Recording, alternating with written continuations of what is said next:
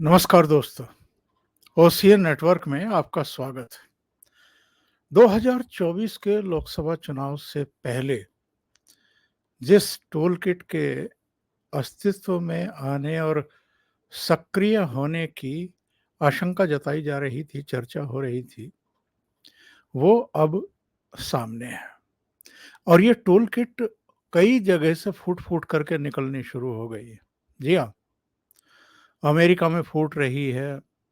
पिछले 2 दिन से 3 दिन से राहुल गांधी वहाँ कभी मीडिया से बातचीत कर रहे हैं, कभी वहाँ रह रहे भारतीयों से बातचीत कर रहे हैं, कभी किसी सेमिनार में शामिल हो रहे हैं और किस-किस तरह की बातें कर रहे हैं, वो सारा इस समय मीडिया में आ गया है।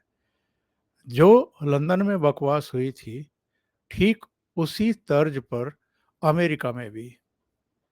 और एकमेव ध्येय क्या है उनका, हेतु क्या है?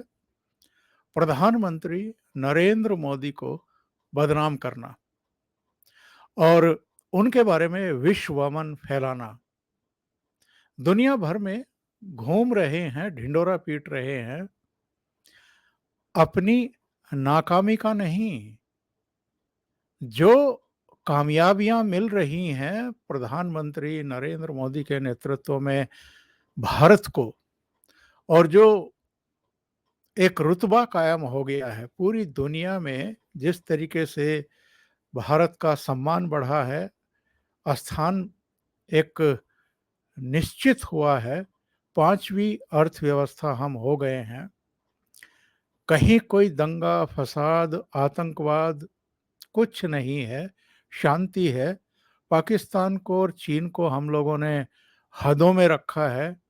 नई पार्लियामेंट बन गई है, भगवान राम का मंदिर बन रहा है, लंबी, खूबसूरत, चौड़ी सड़कें, हाईवे, एक्सप्रेसवे, हवाई अड्डों का जाल बिछ रहा है। इसके अलावा वाटरवेज, हर तरफ आप देखें तो विकास के काम हो रहे हैं। भ्रष्टाचारियों पर नकेल कसी जा रही है, उनके खिलाफ कार्रवाइयाँ हो रही हैं, लेकिन राहुल गांधी विश्वमन कर रहे हैं ये कहते हुए कि साहब, भारत में 80 के दशक में जितने दलित असुरक्षित थे, दबे हुए थे, आज उतने ही मुसलमान हैं।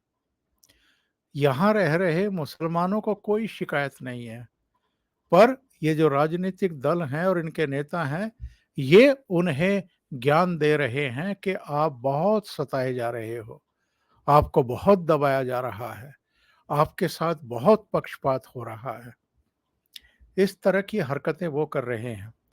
ये तो हुई अमेरिका की बात। भारत की बात करें तो यहाँ भी अलग-अलग क्षेत्रों में वो सारी टूल किट लगभग सक्रिय होने की स्थिति में आ गई हैं।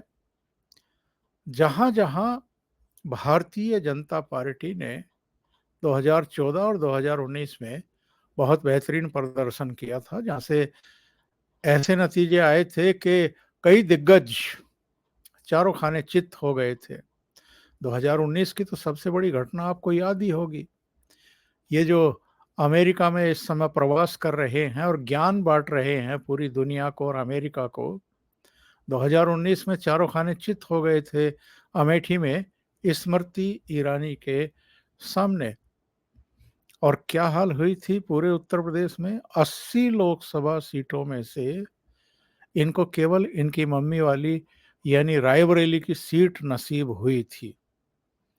वेस्ट यूपी, हरियाणा और कुछ दूसरे स्थानों का मैंने कल एक वीडियो दिया था, उसमें चर्चा किया है और ये बताया है कि हरियाणा में 2 बार के मुख्यमंत्री रहे और कई बार के मेंबर ऑफ पार्लियामेंट रहे रोहतक से भूपेंद्र सिंह हुड्डा। 2019 में कांग्रेस ने उनको सोनीपत सीट से खड़ा कर दिया था। वो 1,60,000 से ज़्यादा वोटों के अंतर से हारे थे। उनके बेटे रोहतक में दीपेंद्र हुड्डा हालांकि कम मार्जिन से हारे, लेकिन भारतीय जनता पार्टी ने उनको भी पटखनी दी। 10 की 10 सीटें जीती। अधिकांश सीटें बस 2-3 सीटों को छोड़ करके 3 लाख से ज़्यादा मार्जिन से भारतीय जनता पार्टी ने जीती और 2 करनाल और फरीदाबाद की तो 6 लाख के अंतर से जीती। पश्चिमी उत्तर प्रदेश की बात करें तो यहाँ बागपत से जयंत सिंह हार गए। उससे पहले 2014 में अजीत सिंह हार गए थे। अजीत सिंह अपने बेटे को बागपत से लाने और जिताने के लिए खुद मुजफ्फरनगर शिफ्ट हो गए, तो 2019 में वो भी हार गए, यानी पिता पुत्र दोनों हार गए। 2014 में अजीत सिंह तो बागपत से हारे थे और जयंत मथुरा से हारे थे, इसलिए 2019 में मथुरा जाने की उनकी हिम्मत ही नहीं हुई। तो पश्चिमी उत्तर प्रदेश और हरियाणा में जाटों के रहते हुए अगर भारतीय जनता पार्टी जीत जाए और ये जो जाटों की राजनीति करते रहे हैं, जाट किसानों की राजनीति करते रहे हैं, वो चारों खाने चित्त हो जाएं, ये कैसे बर्दाश्त करेंगे? हरियाणा में एक पंजाबी मनोहर लाल खट्टर को नरेंद्र मोदी मुख्यमंत्री बनाए और एक बार नहीं दूसरी बार भी बनाए, ये लोग कैसे बर्दाश्त कर सकते हैं? इनको तो लगता है कि अगर हम 22 या 24% हैं, कुछ लोग कहते हैं कि जी 26% हैं हरियाणा में, तो मुख्यमंत्री हमारा होना चाहिए। यानी 22, 24 या 26% वाले मुख्यमंत्री पद पर अपना दावा करते हैं और जो 72, 74 या 76% अन्य कौमें हैं, उनको मुख्यमंत्री पद नहीं मिलना चाहिए। पश्चिमी उत्तर प्रदेश में जो लगातार किसानों का आंदोलन चलाते रहे हैं, आंदोलन के नाम पर मैं तो कहता हूं कि धंधा करते रहे हैं, इनके बारे में मशहूर है, पैसे लेकर के धरना शुरू करते हैं, पैसे लेकर के ही धरना उठा देते हैं। और पिछले 30 सालों में जो कायाकल्प हुई है इनकी, जितनी अकूत दौलत इन्होंने कमाई है और जगह जगह इनके शोरूम हैं और दूसरी चीज़ें हैं, सिसोली में भी आलीशान घर बना लिया है, मुजफ्फरनगर में भी है, कुछ दूसरी जगहों पर भी इनकी संपत्ति है। उसकी जांच हो जाए तो इनको जवाब देना भारी पड़ जाएगा कि ये पैसा कहाँ से आया है। यानी आय से अधिक संपत्ति का मामला सीधे सीधे बनेगा और शायद तब बहुतों के भंडाफोड़ हो जाएंगे कि कौन कौन इनको आंदोलन चलाने के लिए भी और आंदोलन उठाने के लिए भी पैसे देता रहा है या प्रायोजित करता रहा है। बहुत लंबा आंदोलन इन्होंने दिल्ली में चलाया था, 13 महीने, और 13 महीने में एक बार भी ये नहीं बता पाए थे मीडिया को या सरकार को कि 3 कृषि कानून के कौन से प्रावधानों से इनको परेशानी है, दिक्कत क्या है, नहीं बता पाए थे। लेकिन तीनों कृषि कानून वापस लीजिए, सरकार को झुकाने की जिद थी प्रधानमंत्री नरेंद्र मोदी की, खास तौर से इस पूरे जाट बेल्ट में छवि खराब करने की कोशिश थी, साजिश थी। क्यों? क्योंकि 2014 में भी, 2017 में विधानसभा चुनाव में भी, 2019 में लोकसभा चुनाव में भी नरेंद्र मोदी ही प्रधानमंत्री के तौर पर सामने आए। उत्तर प्रदेश में राज्य सरकार भारतीय जनता पार्टी की बनी और अभूतपूर्व जनादेश के साथ बनी, और इन सारी बेल्ट में भी भारतीय जनता पार्टी को कामयाबी मिली। न केवल उत्तर प्रदेश में, हरियाणा की भी बात करूं तो हरियाणा में 2014 में भी भारतीय जनता पार्टी की वहां पर सरकार बनी मनोहर लाल खट्टर के नेतृत्व में। 2019 में फिर से बनी अक्टूबर में। तो ये सब एक तरीके से परेशान हाल हैं। इनको लगता है कि हमारे हल्ला-गुल्ला करने के बावजूद, हमारे आंदोलन करने के बावजूद और हरियाणा में तो जाट आरक्षण के नाम पर जो आगजनी, हिंसा, तोड़-फोड़ की गई थी कई जिलों में, वो अपने आप में अभूतपूर्व है। वो भी कौन लोग थे वो हिंसा करने वाले, तोड़-फोड़ करने वाले, आगजनी करने वाले, पेड़ काट कर के सड़कों पर डालने वाले, पूरी तरीके से अराजकता करने वाले और कई शहरों में गैर जाटों के जो प्रतिष्ठान थे, उनको टारगेट करके उनको जलाने और तोड़ने फोड़ने वाले, ये सब जानते हैं, हरियाणा में भी और अब तो हरियाणा के बाहर भी जान चुके हैं। तो वही सारे लोग इकट्ठा होकर के अब नए सिरे से दिल्ली में वही तीनों चारों मोर्चों पर फिर से जमने की भूमिका निभा रहे, भूमिका बनाना शुरू कर दिए हैं। मसला क्या है? इन पहलवानों का। और वो पहलवान भी कौन है? वो हरियाणा के एक दंगल से रिलेटेड है, जो महावीर फोगाट का दंगल अखाड़ा है। उसी के परिवार की बेटियां हैं, बल्कि उनकी अपनी बेटी बबीता और गीता वो इससे अलग हैं। ये उनके भाई की बेटी हैं, यानी विनेश और संगीता। और जो बजरंग पूनिया है, ये संगीता के पति हैं। तो एक ही परिवार का मसला है और इस परिवार को अचानक याद आया जनवरी में कि हमारा यौन शोषण किया गया था भारतीय कुश्ती महासंघ के अध्यक्ष ब्रजभूषण सिंह के द्वारा। 7-8 साल पहले, 9 साल पहले घटना हुई।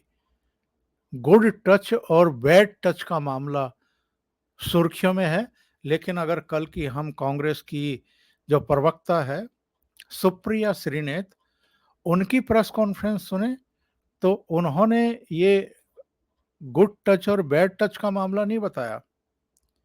उन्होंने बता दिया कि इनके महिला पहलवानों के साथ बलात्कार हुआ है और बलात्कार पर भी मोदी सरकार कोई कार्रवाई नहीं कर रही है। वो जो पॉक्सो एक्ट का मामला बनाया था किसी नाबालिग पहलवान के साथ यौनाचार होने का मुद्दा बना करके, वो उस पहलवान के चाचा ने भी प्रेस कॉन्फ्रेंस कर दी, रोहतक में बंडा फोड़ दिया कि नहीं वो तो बालिग है, नाबालिग है ही नहीं। तो इनके बहुत सारे मामले अब खुल करके सामने आ रहे हैं। बहुत सारे सवाल इनसे पूछे जाने चाहिए, पूछे भी गए हैं, उनका जवाब ये ठीक से दे नहीं पाए कि जब एफआईआर दर्ज हो गई थी, जब पुलिस जांच कर रही थी, उसके बावजूद ये धरना प्रदर्शन क्यों करते रहे। और बाकी सवालों को छोड़ दीजिए, 28 मई को जब नई पार्लियामेंट देश को लोकार्पित की जा रही थी, तब इन्होंने हंगामा क्यों किया, पुलिस से टकराव क्यों किया, ये नई संसद की तरफ मार्च क्यों निकाल रहे थे, किसके कहने पर निकाल रहे थे, और उसी दिन क्यों निकाल रहे थे जिस दिन नई संसद का लोकार्पण होना था। उसी दिन सरकार ने बहुत सख्ती की, इनके डेरे तंबू उखड़वा दिए वहां से, यानी आपके जंतर मंतर से। उसके बाद सुनते हैं कि साक्षी मलिक दिल्ली में है, बाकी सब लौट गए हैं, लेकिन उससे पहले एक और कर्मकांड हुआ। अपने मेडल लेकर के ये हरिद्वार पहुंच गए कि गंगा में बहाएंगे, हमारा सम्मान नहीं हो रहा, हमारे मेडल्स का सम्मान नहीं हो रहा। बार बार कहते हैं कि हम मेडल जीत करके लाए हैं भारत के लिए, भारत के लिए लाए हैं या अपने लिए लाए हैं। और मेडल जीतने के बाद जो नौकरियां मिली हैं, जो बेशुमार दौलत मिली है, वो भी वापस कर दो, उनको भी बहा दो। लेकिन वहां पहुंच गए नरेश टिकैत, राकेश टिकैत के बड़े भाई। वो मेडल ले आए कि मेडल गंगा में मत बहाओ, हमको दे दो, हम 5 दिन का अल्टीमेटम दे रहे हैं सरकार को। तो इन्होंने क्या किया, मुजफ्फरनगर में जो सोरम है वहाँ पर वीरवार को एक महापंचायत बुला ली, जिसमें पश्चिमी उत्तर प्रदेश, हरियाणा, राजस्थान, आसपास के इलाकों के चौधरी बुला लिए।